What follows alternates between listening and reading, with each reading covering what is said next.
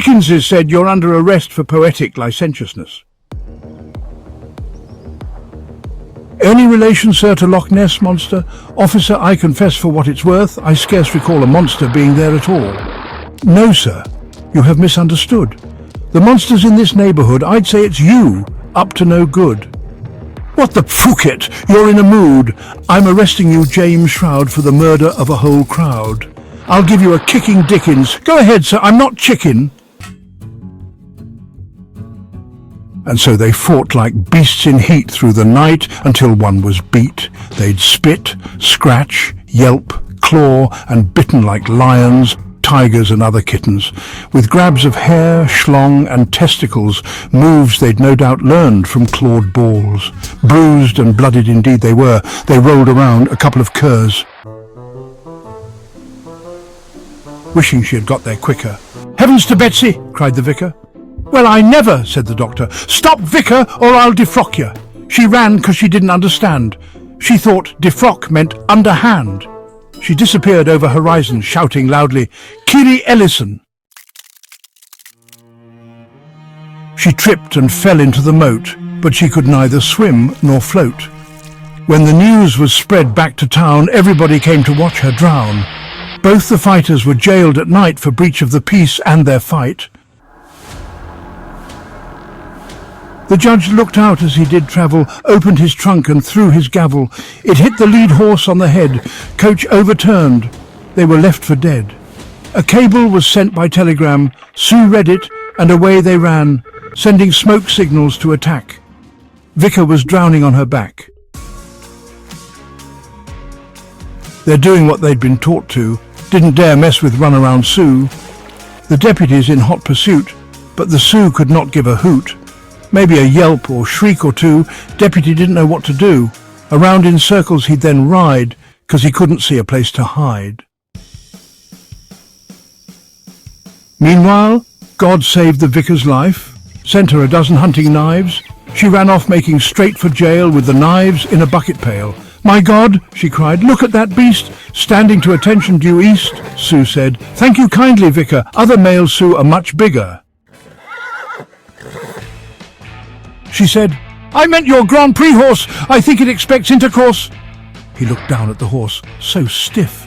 She snuck up, threw him off a cliff. Wasumani po I woe, he cried. She hurled down rocks and so he died. Vicar had a chance now, you see, to save guys in penitentiary.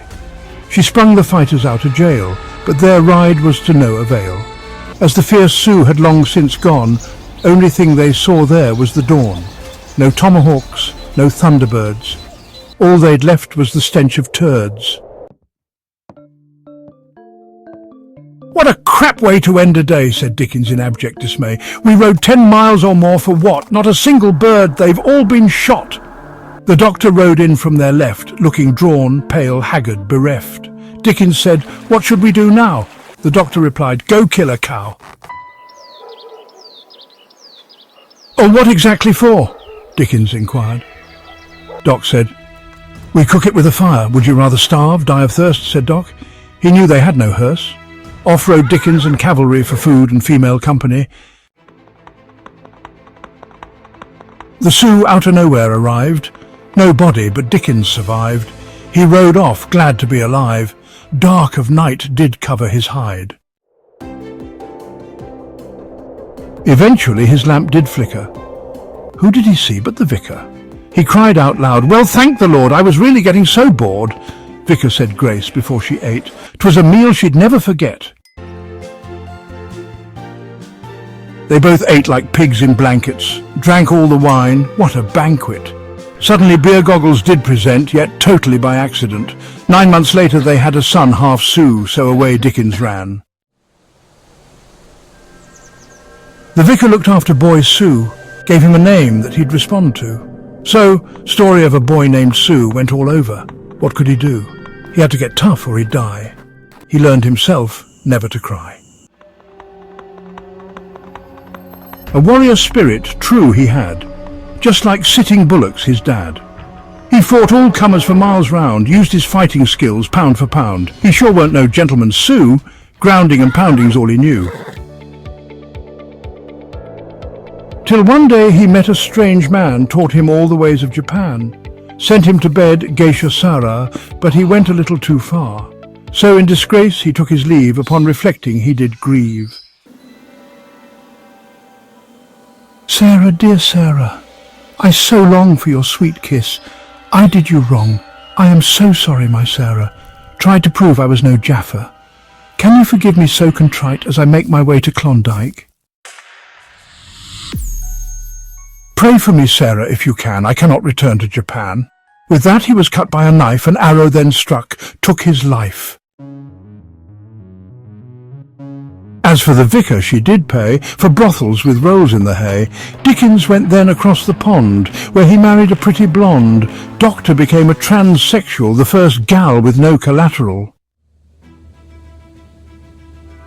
Shroud's whereabouts were not found.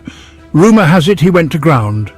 As for the Sioux, they raised hell, running wild for quite a long spell. The facts just fell on them one day. To survive better, change your ways, they set up all them casinos, Sioux, Crow, Cheyenne and Navajos. If you'll doubt the facts of story, well, fact is I'm kinda ordinary. Joe said, I'll take you back of barn. No, just another of my yarns. Would you really prefer to see the drudgery of history or my fictional mysteries? They're a lot more exciting, oui? See you, buddy, on my next show. Goodbye and farewell from Bozo.